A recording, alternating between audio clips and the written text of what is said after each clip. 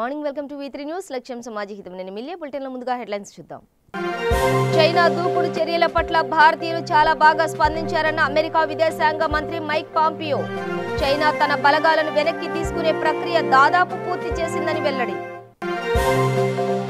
గుంటూరులోని రమేష్ ఆసుపత్రికి అచ్చెన్నాయుడు జ్యుడిషియల్ రిమాండ్లో ఉండడంతో ఆయన్ను కలిసేందుకు టీడీపీ నేతలకు అనుమతి నిరాకరణ. కరోనా రోగులు పెరుగుతున్న నేపథ్యంలో ఏపీ ప్రభుత్వం కీలక నిర్ణయం. కరోనా అనుమానితులు నిర్ధారణైన వారి చికిత్సలను ఆరోగ్యశ్రీలో చేర్చిన ప్రభుత్వం. హైదరాబాద్ లో పరిస్థితి ఆందోళనకరంగా ఉందని కేంద్ర హోంశాఖ సహాయ మంత్రి కిషన్ రెడ్డి. ఆంధ్రప్రదేశ్ మాదిరిగా వ్యవహరించినప్పుడే సమస్య తీవ్రతను తగ్గించడానికి అవకాశం ఉంటుందన్న మంత్రి. తెలంగాణలో విజృంభిస్తున్న కరోనా మహమ్మారి. నిన్న ఒక్కరోజే 1924 కరోనా పాజిటివ్ కేసులు నమోదు. డీటెయిల్స్ చూస్తే చైనా దూకుడు చర్యల పట్ల భారతీయులు చాలా బాగా స్పందించారని అమెరికా విదేశాంగ మంత్రి మైక్ పాంపియో అన్నారు. చైనా దూకుడు చర్యలకు సంబంధించి అనేకసార్లు భారత విదేశీ వ్యవహారాల శాఖ మంత్రి జైశంకర్తో మాట్లాడానని తెలిపారు. కాగా తూర్పు లద్దాఖ్లోని హాట్ స్ప్రింగ్స్ నుంచి చైనా తన బలగాలను వెనక్కి తీసుకునే ప్రక్రియను దాదాపు పూర్తి చేసిందని విశ్వసనీయ వర్గాలు తెలిపాయి.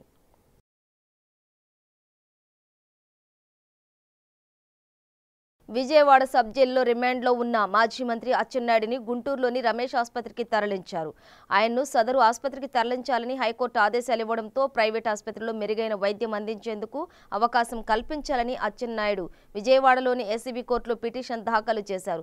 ఏసీబీ కోర్టు ఇందుకు అనుమతించడంతో బుధవారం రాత్రి 8 గంటలకు ప్రత్యేక వాహనంలో ఎస్కార్ట్ పోలీసులు రమేష్ ఆసుపత్రికి 7వ అంతస్తులో ప్రత్యేక గదికి తరలించారు. ఈ సందర్భంగా పలువురు టీడీపీ నాయకులు ఆసుపత్రి వద్దకు వచ్చారు. అయితే అచ్చెన్నాయుడు జ్యుడిషియల్ రిమాండ్లో ఉండడంతో ఆయన కలిసేందుకు అనుమతి లభించలేదు.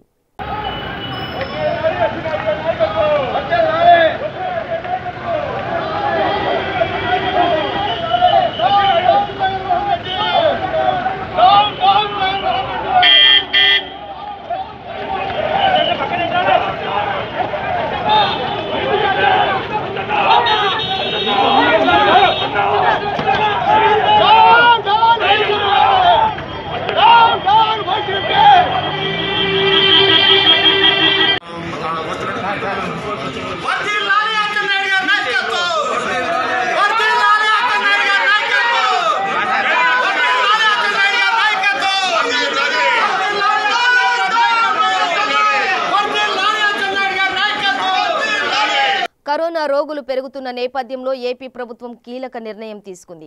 కరోనా అనుమానితులు నిర్ధారణైన వారి చికిత్సలను ఆరోగ్యశ్రీలో చేర్చింది. ఈ మేరకు special chief secretary K S Jawahar Reddy ఉత్తర్వులు జారీ చేశారు. కరోనా చికిత్సకు అయ్యే ఖర్చుల వివరాలను కూడా ప్రకటించారు. కాగా ఏపీలో కరోనా కేసులు రోజురోజుకు పెరుగుతున్నాయి. కరోనా సోకిన వారితో పాటు కాంటాక్ట్ అయిన వారికి కూడా కరోనా పరీక్షలు చేస్తున్నారు. దీంతో అన్ని జిల్లాల్లో పాజిటివ్ కేసులు భారీగా పెరుగుతున్నాయి. ఈ నేపథ్యంలో కరోనా రోగులకు ఏపీ ప్రభుత్వం గుడ్ న్యూస్ తెలిపింది.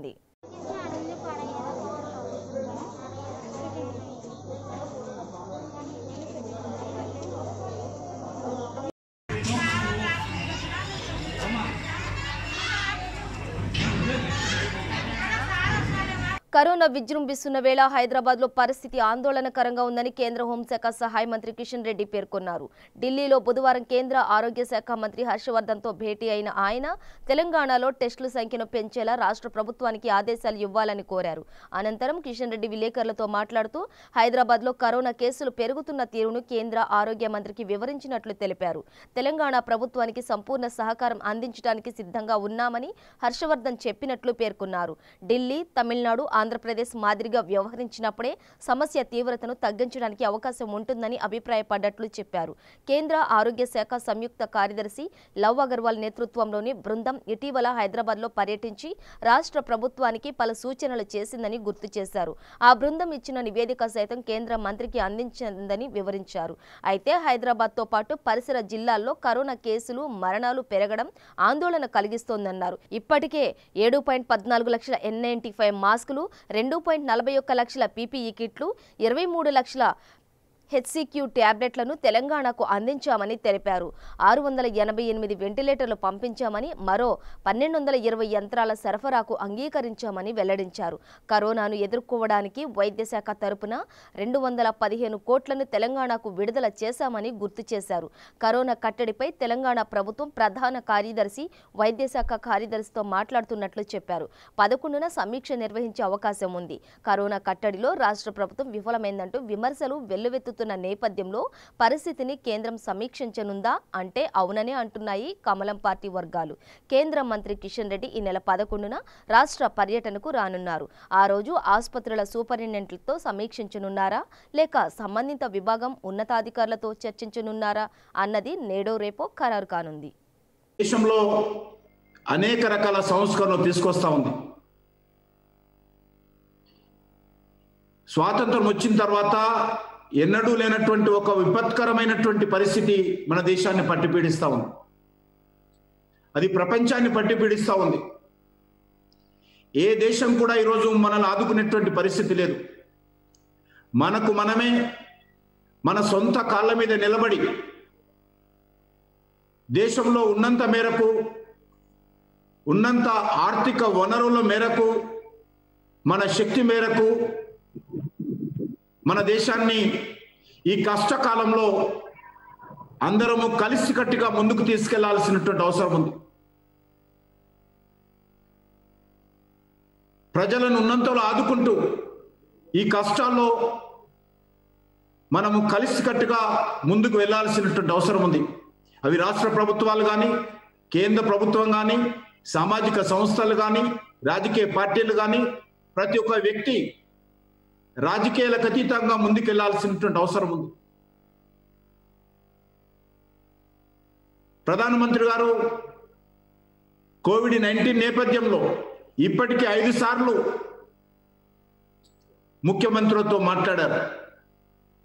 అన్ని రాజకీయ పార్టీల అధ్యక్షులతో మాట్లాడారు. లోక్సభలో, రాజ్యసభలో వివిధ పార్టీల నాయకులతో మాట్లాడారు. మాజీ రాష్ట్రపతులతో మాట్లాడారు.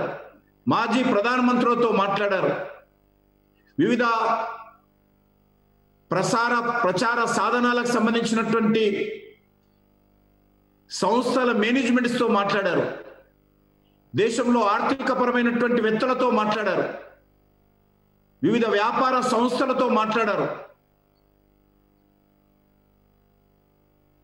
పద్మ అవార్డు గ్రహీతలైనటువంటి కొంతమంది ప్రముఖులతో మాట్లాడారు. WHOతో మాట్లాడారు. సుమారు 25 దేశాలకు సంబంధించినటువంటి రాష్ట్రపతులతో, ప్రధానమంత్రులతో రెగ్యులర్గా మాట్లాడుతూ ఉన్నారు. 24 గంటలు మానిటరింగ్ చేస్తూ ఉన్నారు. దేశంలో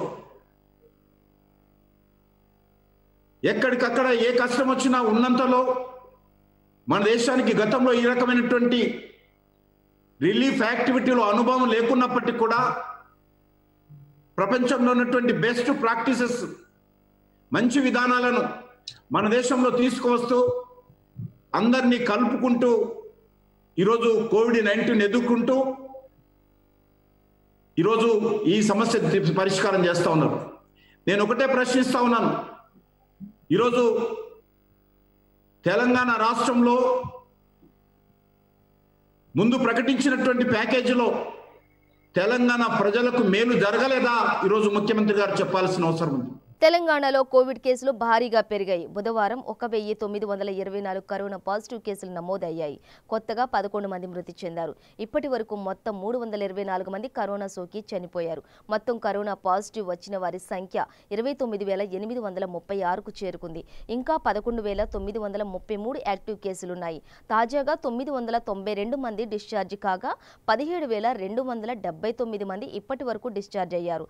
జీహెచ్ఎంసీ పరిధిలో 1,590 పాజిటివ్ కేసులు నమోదు కాగా రంగారెడ్డి జిల్లాలో 99, మేడ్చల్ జిల్లాలో 43, సంగారెడ్డిలో 20, కరీంనగర్లో 14, మహబూబ్ నగర్లో 15, కామారెడ్డిలో 3, నల్గొండలో 13, వరంగల్ రూరల్లో 26, వరంగల్ అర్బన్లో 7, నిజామాబాద్లో 19, వికారాబాద్లో 11, మెదక్లో 5, పెద్దపల్లిలో 5, సూర్యాపేటలో 7, ఖమ్మంలో 4, జగిత్యాలలో 3, భద్రాద్రి కొత్తగూడెంలో 5, రాజన్న సిరిసిల్ల జిల్లాలో 13, ఆదిలాబాద్లో 3, ఆసిఫాబాద్లో 1, నాగర్ కర్నూలులో 3, వనపర్తిలో 9, యాదాద్రిలో 5, నారాయణపేటలో 1 కేసు నమోదైనట్లు తెలంగాణ వైద్య ఆరోగ్య శాఖ హెల్త్ బులెటిన్ విడుదల చేసింది.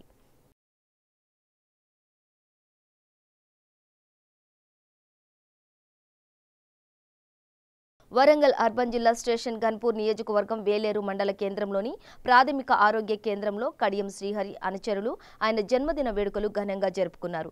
ఆరోగ్య కేంద్రం ఆవరణలో మొక్కలు నాటి అనంతరం కేక్ కట్ చేశారు. ఈ సందర్భంగా నాయకులు మాట్లాడుతూ కడియం శ్రీహరి ప్రజల మనిషి అని, ఆయన సేవలు మా నియోజకవర్గానికి అవసరమని, నిండు నూరేళ్లు సుఖ సంతోషాలతో జీవించాలని, ప్రజలకు మరిన్ని సేవలు చేయాలని అన్నారు.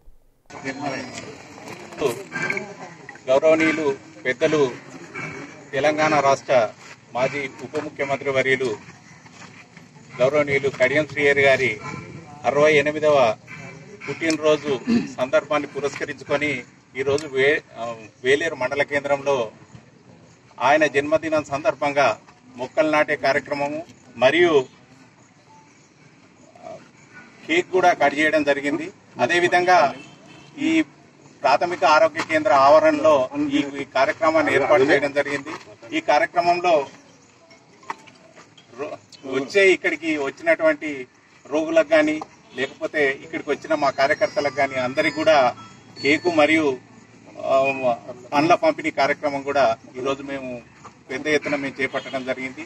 దీనికి మొక్కలు నాటే కార్యక్రమం మరియు ఈ కేక్ కట్ చేసే కార్యక్రమానికి పుట్టినరోజు జన్మదిన వేడుకలను జరుపుకోవడానికి హాజరైనటువంటి మా కడియం శ్రీహరి అభిమానులందరికీ, మా కార్యకర్తలందరికీ ఇక్కడికి హాజరైనందుకు, అదేవిధంగా పత్రికా విలేకరులకు కూడా, ప్రింట్ ఎలక్ట్రానిక్ అన్ని మీడియా అందరికీ కూడా పేరు పేరున మేము ధన్యవాదాలు తెలియజేసుకుంటూ మా కార్యక్రమము కడియం శ్రీహరి గారి జన్మదిన సందర్భంగా నియోజకవర్గంలోని అన్ని మండల కేంద్రాలలో మరియు చాలా మంది గ్రామాలలో కూడా పెద్ద ఎత్తున జరుపుకోవడం జరిగింది. ఇది వారి చేసిన అభివృద్ధి కార్యక్రమాలు, వాళ్ళ స్వచ్ఛత, వారు చేసినటువంటి పనులకు అందరూ ఆకర్షితులైన మండల ప్రజలు కానీ నియోజకవర్గ ప్రజలు కానీ ఎప్పుడు కానీ కడియం శ్రీహరి ఆశీస్సులు తప్పనిసరిగా అన్ని గ్రామాలపై నియోజకవర్గంపై ఉండాలని చెప్పి ఆశిస్తూ వారికి దేవుడు ఆయురారోగ్యాలను ప్రసాదించి 100 సంవత్సరాల నిండా నూరేళ్లు అతడు జీవించాలని, అతని ఆలోచనలు మన నియోజకవర్గానికి రాష్ట్రానికి కానీ చాలా ఉపయోగపడాలని భవిష్యత్తులో కోరుకుంటూ ఈ కార్యక్రమానికి వచ్చిన అందరికీ పేరు పేరున హృదయపూర్వక ధన్యవాదాలు మరియు కృతజ్ఞతలు కూడా. గద్వాల పట్టణంలోని 31వ వార్డులో ప్రభుత్వ బాలుర ఉన్నత పాఠశాల ఎదురుగా 25 లక్షలతో నిర్మించనున్న బీటీ రోడ్ డ్రైనేజీ నిర్మాణానికి Gadwal MLA Bandla Krishnamohan Reddy, municipal chairman BS Keshav భూమి పూజ చేశారు. వార్డు కౌన్సిలర్ నరహరి శ్రీనివాసులు మంగళ వాయిద్యాలతో పుష్పగుచ్చం ఇచ్చి ఎమ్మెల్యేకు ఘన స్వాగతం పలికారు. ఈ సందర్భంగా ఎమ్మెల్యే మాట్లాడుతూ మున్సిపల్ పరిధిలోని అన్ని రోడ్లను సీసీ రోడ్లుగా మార్చి పట్టణాన్ని అందంగా తీర్చిదిద్దుతామని, మున్సిపల్ పరిధిలోని అన్ని వార్డుల్లో సీసీ రోడ్లు నిర్మాణాలు, డ్రైనేజీలతో పాటు పలు అభివృద్ధి కార్యక్రమాలు చేసే విధంగా కృషి చేస్తానని తెలిపారు.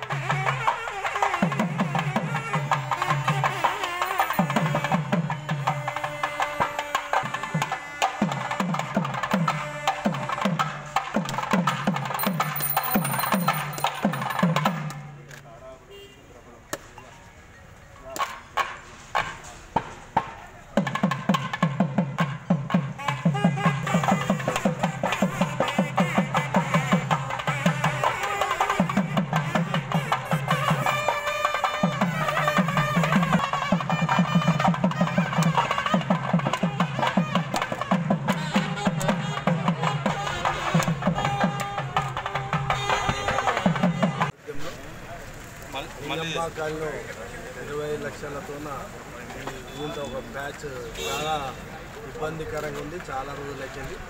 అందరూ కూడా ఈ కాలనీ ప్రజలు గౌరవ చైర్మన్ గారిని కోరినమంటే 25 లక్షల రూపాయలతోన ఈ కార్యక్రమాన్ని ఇప్పుడే పీటీ రోడ్కి శాంక్షన్ ఇప్పించడం జరిగింది. ఈ పీటీ రోడ్ వల్ల ఇక్కడ ఉన్న మెయిన్ రోడ్ ఇది. దీనికి హై స్కూలు, చాలామంది బ్యాంక్స్ ఉన్నాయి, అన్నీ కూడా కనెక్షన్ అవుతుంది. ఇక్కడ హై స్కూల్ దగ్గర రోడ్డు సింక్ కావడం వల్ల గుంత పడడం వల్ల కొంత ఈ కాలనీ వాసులకన్నా కూడా అసౌకర్యం ఏర్పడుతుందని కాలనీ వాసులు గౌరవ కౌన్సిలర్ అడిగిన వల్లే చైర్మన్ గారు అదేవిధంగా మున్సిపాలిటీ ఫండ్స్కి వెళ్ళి 20 లక్షల రూపాయలు పెట్టి ఇక్కడనే శాంక్షన్ ఇవ్వడం జరిగింది. అతి త్వరలోనే వికారాబాద్ జిల్లా పరిగి మున్సిపాలిటీలో ఎలక్ట్రిక్ కార్మికునిగా పనిచేస్తున్న పనుల నారాయణ గత నెల రోజుల కింద కరెంటు స్తంభం నుండి క్రింద పడి కాళ్లు చేతులు విరిగిపోవడంతో మంచానికే పరిమితమయ్యాడు. ఈ విషయాన్ని తెలుసుకున్న KSR trust chairman Sarath Kumar Reddy 10,000 రూపాయల ఆర్థిక సహాయం చేశారు. కేఎస్ఆర్ ట్రస్ట్ కుటుంబానికి అండగా ఉంటుందని భరోసా ఇచ్చాడు. ఈ కార్యక్రమంలో social media convenor Janagam Venkatareddy, Ramakrishnareddy, Srisailam తదితరులు పాల్గొన్నారు. పరిస్థితి బాగాలేదని చెప్పాగానే ఆయన ప్రాబ్లం అయింది, నేను సార్తోనే మన ఆర్థిక సాయం చేయించాలని చెప్పినామన్నట్టు. వెంకరెడ్డి అన్నకు చెప్తే సార్కు చెప్పి అది చేసింది. మనకు మీకు ఏదో వాళ్ళు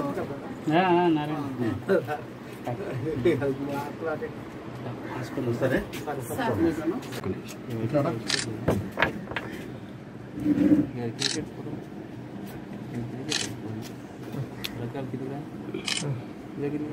అన్న అన్న వీడియో తీసుకుంటాం సార్. కొంచెం ఇట్లా వెళ్తురు సరిగానా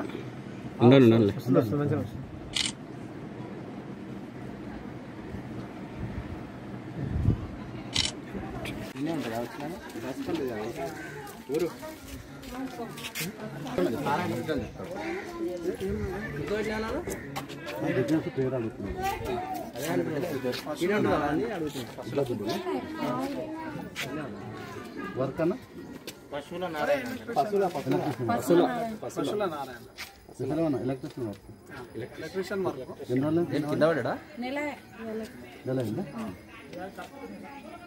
మనతో కూడా వచ్చా చేస్తుండే అన్నకు వేరే ప్రోగ్రామ్స్ వస్తే చెప్పగానే సార్ పొద్దున్నే పెట్టేద్దామని ప్రోగ్రామ్ అని ఎల్సీ తీసుకున్నాను కానీ అది ఇన్వర్టర్ ఏదో రిఫ్లెక్స్ అది వచ్చి స్టార్ట్ ఒకటి చంద్రశేఖర్ అన్న మనకు అన్ని విధాలు కూడా ఇట్లా ట్రైన్ ఏమున్నా కూడా మున్సిపల్ ఏది ఉన్నా కూడా ఇతనేమో మొత్తం. అవిభాజ్య ఆంధ్రప్రదేశ్ ముఖ్యమంత్రి దివంగత నేత డాక్టర్ వైఎస్ రాజశేఖర్ రెడ్డి జయంతి సందర్భంగా వరంగల్ సిటీ మైనార్టీ కాంగ్రెస్ అధ్యక్షుడు ఆయూబ్ ఆధ్వర్యంలో వరంగల్ పోచమ్మ మైదాన్ సెంటర్లో వరంగల్ తూర్పు నియోజకవర్గంలో విశేష కార్యక్రమాలు నిర్వహించారు. ఈ కార్యక్రమంలో పేదలకు పండ్లు పంపిణీ చేశారు. కార్యక్రమంలో మడిపల్లి కృష్ణ, నిశాంత్, కాంగ్రెస్ కార్యకర్తలు తదితరులు పాల్గొన్నారు. వరంగల్ కాంగ్రెస్ పార్టీ నాయకులు మాట్లాడుతూ రాజశేఖర్ రెడ్డికి వరంగల్తో అనుబంధం గొప్పదని, 104, 108 సృష్టికర్త ఆయనే అని, ఇప్పుడు మహానేత పథకాలు కనబడడం లేదని అన్నారు.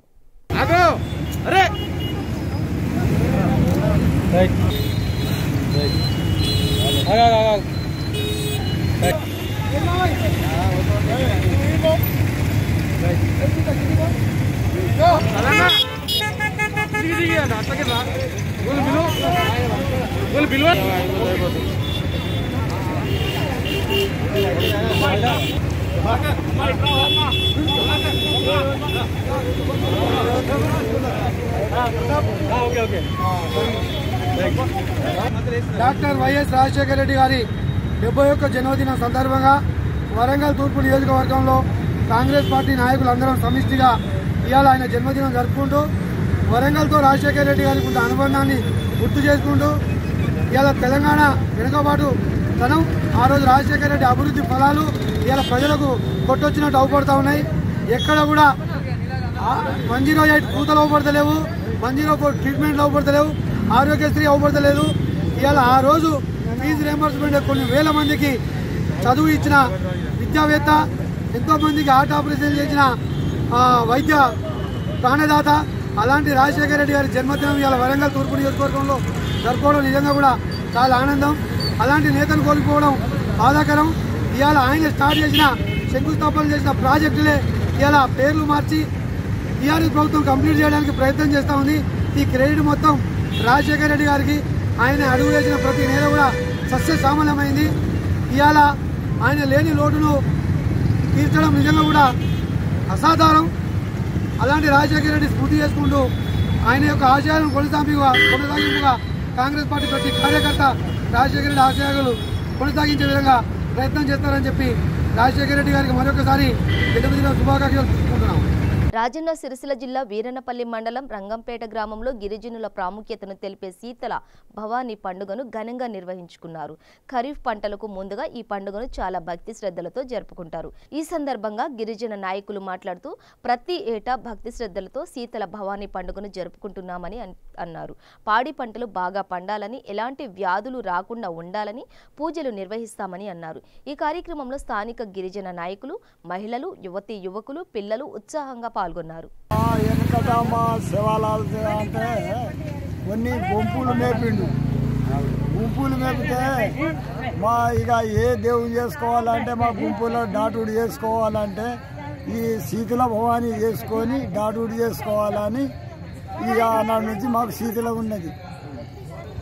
తరతరాల నుంచి అప్పటి నుంచి చేస్తూనే ఉన్నారు. ఆనాటి నుంచే మాకు దాదాపు ఇక కొన్ని వందల సంవత్సరాల నుంచి ఎప్పుడైతే ఆవులు అవుతుందో అప్పటి నుంచి మన పెద్ద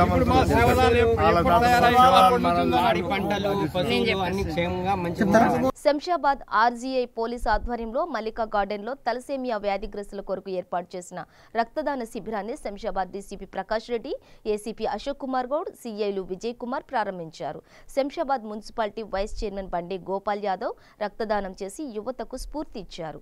వందలాదిగా యువత రక్తదానం చేసేందుకు ముందుకు వచ్చారు. మరి ఈరోజు శంషాబాద్ ఆర్జీఐ పోలీస్ స్టేషన్ వారి ఆధ్వర్యంలో మా శంషాబాద్ పురపాలక సంఘం పరిధిలో ఈ రక్తదాన శిబిరాన్ని ఏర్పాటు చేయడం చాలా సంతోషకరం. మరి మా స్థానిక ఎమ్మెల్యే అయినటువంటి ప్రకాష్ అన్న గారు శంషాబాద్ని దృష్టిలో పెట్టుకొని యువతనందరినీ కూడా దృష్టిలో పెట్టుకొని యువతకు ప్రాధాన్యతనిస్తూ నన్ను వైస్ చైర్మన్ చేయడం జరిగింది. మరి నేను కూడా యువత అందరికీ కూడా ఆదర్శంగా నిలవాలనే ఉద్దేశంతో తలసేమియా బాధితుల కోసం నేను కూడా ఈ యొక్క రక్తదానంలో పార్టిసిపేట్ చేసి మా శంషాబాద్ యువత అందరూ కూడా భారీ సంఖ్యలో ఈ రక్తదానం తలసేమియా వాళ్ళ గురించి చాలామంది వచ్చి ఈ రక్తదానంలో పాల్గొనడం చాలా సంతోషకరమైన విషయం. మరి మేము కూడా మా వంతు సహకారంగా మా కౌన్సిలర్లు మేమందరం కూడా రక్తదానంలో పాల్గొని మేము కూడా బ్లడ్ డొనేషన్ చేయడం జరిగింది. Thank you. జై తెలంగాణ, జై ప్రకాష్ అన్న. ఈ సైబరాబాద్ కమిషనరేట్లో ముఖ్యంగా మా సిపి సచిందర్ సార్ గారు చేపట్టిన ఈ బ్లడ్ డొనేషన్ క్యాంపు ముఖ్యంగా ఈ సైబరాబాద్లో ప్రతి పోలీస్ స్టేషన్లో ప్రతిరోజు ఒక దగ్గర ఈ బ్లడ్ క్యాంప్ అనేది నిర్వర్తిస్తున్నారు. ఎందుకంటే ముఖ్యంగా ఈ కోవిడ్ ప్రాబ్లం ఉన్నందుకు ఈ బ్లడ్ తలసేమియా పేషెంట్లకు బ్లడ్ లేనందున ఈ ప్రోగ్రాం చేపట్టడం జరిగింది. సక్సెసివ్గా ఈ ప్రోగ్రాము ప్రతి పోలీస్ స్టేషన్లో చేపడుతున్నారు. దానికి విశేష స్పందన పబ్లిక్ నుంచి కానీ ఇక్కడ ఉన్న స్థానిక లీడర్ల నుంచి కానీ మాకు ప్రోద్బలం చాలా ఉన్నది. వాళ్ళు చెప్పగానే చాలా మందిని తీసుకొని వచ్చేసి ముందుకొచ్చి బ్లడ్ కూడా డొనేట్ చేయడానికి సిద్ధంగా ఉన్నారు. ఇప్పుడు మా దగ్గర ఇప్పటికే ఒక 10-20 మంది దాకా బ్లడ్ డొనేట్ చేయడం స్వచ్ఛందంగా వాళ్ళు ముందుకు రావడం జరుగుతుంది. ముఖ్యంగా తలసేమియా పేషెంట్లకు ఇది బ్లడ్ చాలా ఎంతో ముఖ్యం కాబట్టి ఈరోజు విశేష స్పందన ముఖ్యంగా ఈ ఇక్కడున్న జిల్లా మన మున్సిపల్ కార్పొరేషన్ చైర్మన్ వాళ్ళ కౌన్సిలర్సు వివిధ పార్టీల నుంచి వచ్చిన ముఖ్యులు అందరూ కూడా వాళ్ళ అనుచరులను తీసుకొని ఇక్కడ వచ్చి విశేష వాళ్ళ బ్లడ్ ఇవ్వడం జరుగుతున్నది. వీళ్ళందరికీ పేరు పేరున మా సైబరాబాద్ పోలీస్ స్టేషన్ కాబట్టి ధన్యవాదాలు తెలుపుతున్నాము. Thank you. రాజన్న సిరిసిల్ల జిల్లా ముస్తాబాద్ మండల కేంద్రంలో పాత్రికేయులకు N95 మాస్కులు అందజేశారు. సమాచార హక్కు చట్టం పరిరక్షణ కమిటీ ఆరవ మోహన్ ఈ కార్యక్రమంలో ఆయన మాట్లాడుతూ పాత్రికేయులు మండలంలో ప్రతినిత్యం ప్రజా సమస్యలు సేకరిస్తూ ప్రజలకు ఎప్పటికప్పుడు వాస్తవాలను తెలియజేస్తుంటారని, వారు కరోనా బారిన పడకుండా ఆరోగ్యంగా ఉండాలని తన వంతు సహాయంగా మాస్కులు అందజేశామని తెలిపారు. సమాచార హక్కు చట్టం 2005 సిరిసిల్ల రాజన్న సిరిసిల్ల డిస్ట్రిక్ట్ ప్రెసిడెంట్గా మనం నియమించబడ్డాను. దీని సందర్భంగా ముస్తాబాద్ మండల కేంద్ర పాత్రికేయ మిత్రులకు వారు సమాచారాన్ని సేకరించడానికి ప్రజల మధ్యకి పోతారు కాబట్టి వారికి ఆరోగ్యపరంగా ఎలాంటి నష్టం వాడలేకుండా కరోనా నుండి ప్రొటెక్ట్గా N95 మాస్కులను పంపిణీ చేయడం జరుగుతుంది. అయితే ఈ సమాచార హక్కు చట్టం ద్వారా ప్రజలు వారి సమస్యలను ప్రభుత్వ కార్యాలయాలలో వారికి ఏమైనా సమస్యలు ఉంటే వారు ఎలా పరిష్కరించుకోవాలో ఈ సమాచార హక్కు చట్టం ద్వారా వారు పరిష్కరించుకోవచ్చు. అయితే దీనికి సంబంధించిన సమాచార హక్కు చట్టం గురించి ప్రజలలో అవగాహన తీసుకురావడానికి కొన్ని సదస్సులు నిర్వహించడం జరుగుతుంది. అది త్వరలోనే జరుగుతుంది. నాగర్ కర్నూలు జిల్లా కొల్లాపూర్ పట్టణ కేంద్రంలో డాక్టర్ వైఎస్ రాజశేఖర్ రెడ్డి 71వ జన్మదిన వేడుకలను మండల ప్రజా పరిషత్ కార్యాలయంలో కొల్లాపూర్ కాంగ్రెస్ పార్టీ ఆధ్వర్యంలో నిర్వహించారు. Kollapur Congress party town president DJ Pramod Mudiraj మాట్లాడుతూ రాజశేఖర్ రెడ్డి సంక్షేమ ఫలాలు ప్రతి ఒక్కరికి అందే విధంగా పేద ప్రజల కష్టాలను పంచుకున్న వ్యక్తిగా నిలిచారని 108, 104 ఆరోగ్యశ్రీ, ఇందిరమ్మ ఇండ్లు, రైతు రుణమాఫీ, ఉచిత విద్యుత్, రూపాయికి వైద్యం అందించిన ఘనత రాజశేఖర్ రెడ్డికే చెందుతుందని అన్నారు. ఈ కార్యక్రమంలో వైస్ ప్రెసిడెంట్ బాబా, ప్రధాన కార్యదర్శి Mojarla Gopal, youth president Kurumayya, party కార్యకర్తలు, నాయకులు పాల్గొన్నారు. రాజశేఖర్ రెడ్డి మాజీ ముఖ్యమంత్రి గారు అనేక సంక్షేమ పథకాలను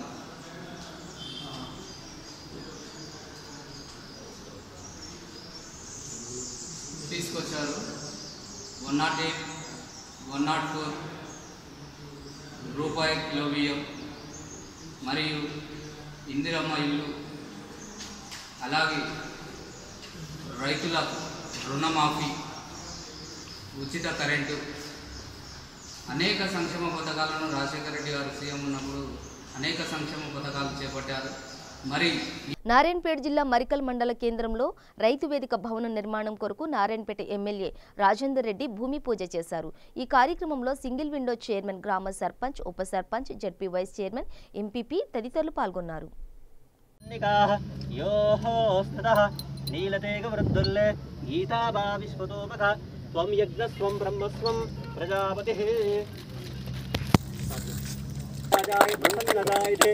नमो वै श्रवणोति जातुः कुबेराय वै श्रवणाय महाराजाय नमः अवेकं विष्णुः यज्ञो वै यज्ञ एवां प्रतिष्ठते. రాజన్న సిరిసిల్ల జిల్లా ముస్తాబాద్ మండల కేంద్రంలో గూడు లేని నిరుపేదల కోసం తెలంగాణ రాష్ట్ర ప్రభుత్వం ప్రతిష్టాత్మకంగా చేపట్టిన డబుల్ బెడ్రూమ్ ఇళ్ల నిర్మాణం పనులు పూర్తి కావడంతో పంపిణీ చేటుకు అర్హులైన వారు దరఖాస్తు చేసుకోవాలని గ్రామ సర్పంచ్ గాండ్ల సుమతి తెలిపారు. ఈ సందర్భంగా ఆమె మాట్లాడుతూ ముస్తాబాద్ గ్రామంలో 150 ఇళ్లు అర్హులకు పంపిణీ చేసి మిగిలిన వారికి కేటీఆర్ సహకారంతో 100 ఇళ్లకు మళ్లీ అనుమతులు తీసుకుని నిర్మిస్తామని భరోసా కల్పించారు.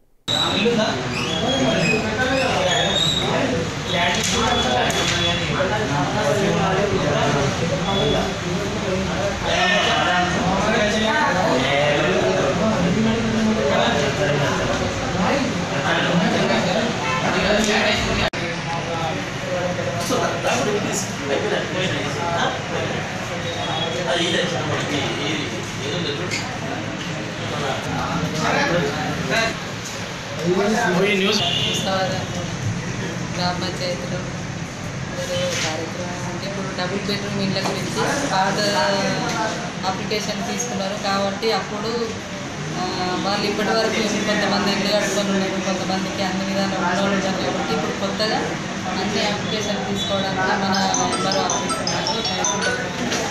వాళ్ళ ఆధ్వర్యంలో మన జీపీలో నా ఆధ్వర్యంలో ఇక్కడ తీసుకుందామని చెప్పేసి ఇక్కడ స్టార్ట్ చేసేది. ఈరోజు మన అప్లికేషన్ ఫిల్అప్ చేసే అప్లికేషన్ ఫారం కూడా ఎంఆర్ఓ ఆఫీస్ వాళ్ళే తీసుకొచ్చిండ్రు. అవి ఇస్తే నింపించుకోవాలి. ఇంకోటి ఏంటంటే ఏం లేని వాళ్ళకే ఇల్లు రావడం జరుగుతుంది. అది ప్రజలంతా గమనించి లేని వాళ్ళు కూడా అప్లికేషన్ తీసుకోవాలి. మనకు 156 డబుల్ బెడ్రూమ్ ఇల్లు మాత్రమే ఉంది. వీటి వల్ల పోగా మన మినిస్టర్ గారు కూడా తర్వాత ఒక 100 ఇళ్ళకు కూడా ఛాన్స్ ఇద్దామని చెప్పిండ్రు. మంది లేని వాళ్ళు ఈ 156 కంటే ఎక్కువ అయినట్టయితే వీటిని డ్రా పద్ధతిలో తీసి మొదటి వాళ్ళకి ఇచ్చేసి తర్వాత కూడా వాళ్ళకి అవకాశం ఇచ్చేందుకు గవర్నమెంట్ చెప్పింది. కాబట్టి అందరూ సామరస్యంగా ఈ అవకాశాన్ని వినియోగించుకోవాలని ఈ సందర్భంగా తెలియజేసుకుంటూ మన ఎంఆర్ఓ ఆఫీసర్కి మా సిబ్బంది ఈ సందర్భంగా వాళ్ళందరికీ ధన్యవాదాలు. బులెటిన్ ముగించే ముందు హెడ్లైన్స్ మరోసారి. చైనా దూకుడు చర్యల పట్ల భారతీయులు చాలా బాగా స్పందించారన్న అమెరికా విదేశాంగ మంత్రి మైక్ పాంపియో. చైనా తన బలగాలను వెనక్కి తీసుకునే ప్రక్రియ దాదాపు పూర్తి చేసిందని వెల్లడి. గుంటూరులోని రమేష్ ఆసుపత్రికి అచ్చెన్నాయుడు జ్యుడిషియల్ రిమాండ్లో ఉండడంతో ఆయన్ను కలిసేందుకు టీడీపీ నేతలకు అనుమతి నిరాకరణ. కరోనా రోగులు పెరుగుతున్న నేపథ్యంలో ఏపీ ప్రభుత్వం కీలక నిర్ణయం. కరోనా అనుమానితులు నిర్ధారణైన వారి చికిత్సలను ఆరోగ్యశ్రీలో చేర్చిన ప్రభుత్వం. హైదరాబాద్ లో పరిస్థితి ఆందోళనకరంగా ఉందని కేంద్ర హోంశాఖ సహాయ మంత్రి కిషన్ రెడ్డి. ఆంధ్రప్రదేశ్ మాదిరిగా వ్యవహరించినప్పుడే సమస్య తీవ్రతను తగ్గించడానికి అవకాశం ఉంటుందన్న మంత్రి. తెలంగాణలో విజృంభిస్తున్న కరోనా మహమ్మారి. నిన్న ఒక్కరోజే 1924 కరోనా పాజిటివ్ కేసులు నమోదు. ఇవి బులెటిన్ విశేషాలు. మరింత సమాచారం కోసం చూస్తూనే ఉండండి V3 న్యూస్ లక్ష్యం సమాజ గీతం.